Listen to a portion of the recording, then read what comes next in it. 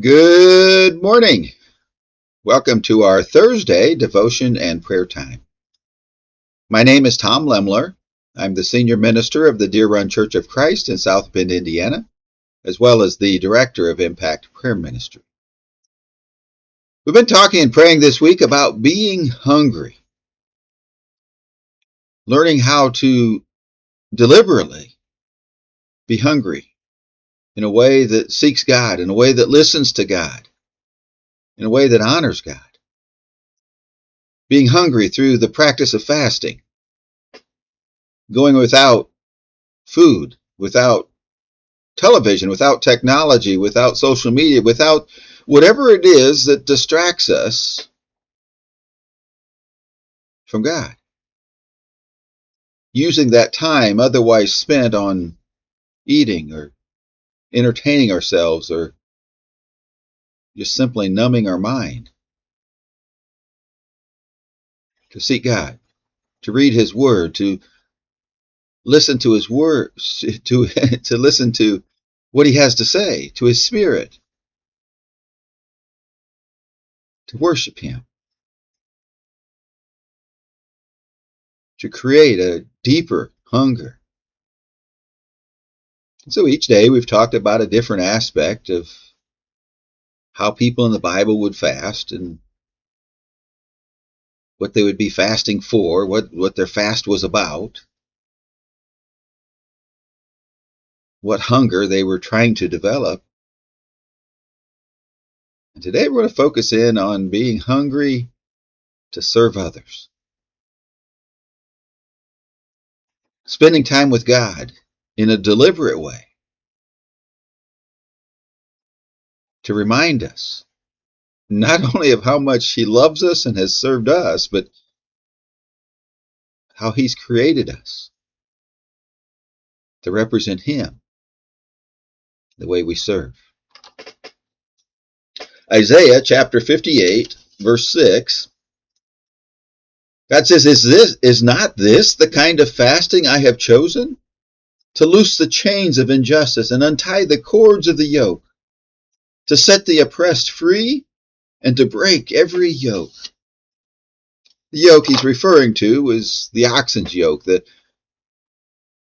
piece of wood typically in those days that would connect a pair of oxen together so that they would serve the farmer. They would serve the wagon master.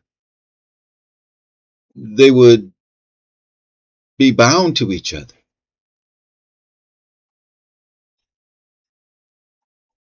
And God says, I've declared a fast that breaks those bonds, that destroys the injustice. Because we have a tendency to expect things out of some people that we wouldn't expect out of ourselves. God's view of justice is restoration. It's making things right. And so to restore or to break the bonds of injustice would mean that there's something happening that isn't right, that isn't restored.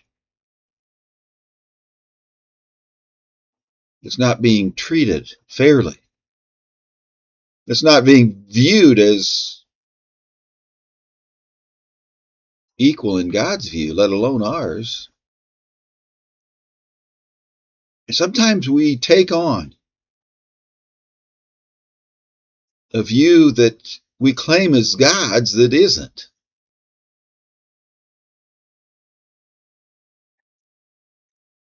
And He calls for a fast that pleases Him, which leads us to serve others. Not binding them to us or binding them to anything else, but to willingly work together for what is good and right and proper. Willingly work together for the good of God's kingdom.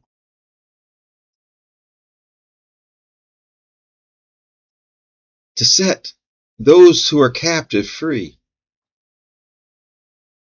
There were those, as Isaiah was writing, was listening to God, and that were physically captive, being treated very harshly, very unfairly, without justice at all. There were many who were living as though they were free and yet captive to sin. The same is true today. There are those that are mistreated, taken advantage of by other people, and those who have bound themselves to the prince of this earth, to evil, who are held captive, well, willingly, at least at first, through deception, through accusations, through promises that aren't really fulfilled. And God declares the fasting He desires is not simply a religious activity that puffs us up.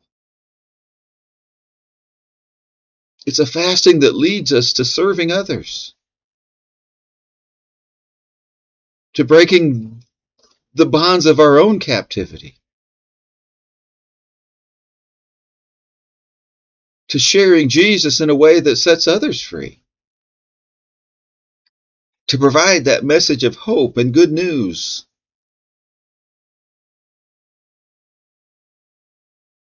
to humble ourselves. Many times it's in those seasons of fasting from whatever it is that we learn, I don't need everything that God has provided. We learn that His purpose in providing it was that we would share it, that we would assist others, that we would do good to all people. We would proclaim a year of freedom, a year of jubilee.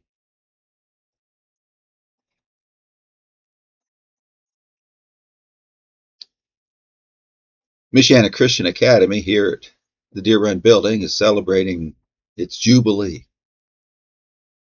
It's 50 years as Michiana Christian School and then Michiana Christian Academy.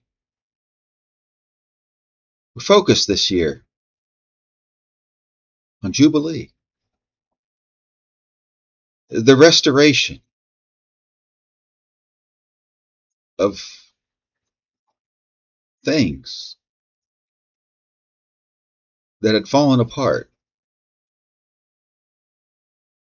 and God's redemption of that which was lost. And Jesus becomes our jubilee as He restores in us, redeems us, and calls us to be His own. And it's in this season where we learn to be hungry, that God involves us in His work of freeing the oppressed, of righting the wrongs, of breaking the bonds of injustice,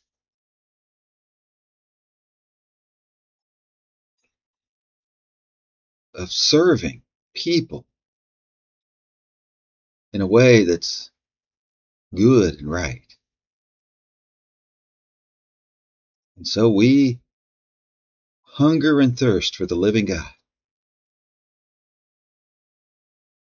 And as we find Him, He develops in us a hunger to serve. How will you serve someone else today? Would you spend some time today praying with me? Father, thank you. Thank you that you are a God that loves us. Your love gives us those things that we need in order to be set free. You've given us your Son, Jesus. You've given us your Spirit to dwell within us to help us in our struggles, in our difficulties, in the injustices of this world, to break the bondage of sin and oppression, the oppression that comes by sin. And God, today I pray that we would fast in a way that draws us nearer to you, but in a way that helps us to serve others. That our fasting would result in the bondage that we experience of sin to be broken, the oppression of the evil one to be shattered in our own life, so that we can be your servants, your ambassadors, helping others. That rather than perpetuating oppression and injustice, that we would be the light of Jesus that draws people out of that,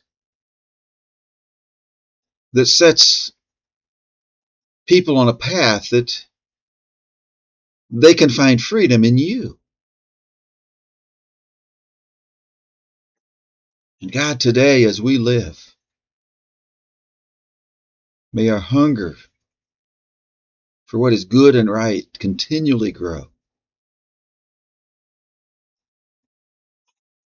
And may we be hungry to serve. And in our serving people, may we always lift up Jesus so that he would draw people to himself. It's in his name that I pray. Amen. This has been our Thursday devotion and prayer time. Thank you so much for joining me today. I do pray that your day is greatly blessed by God so that you can be a blessing to others. Have a great day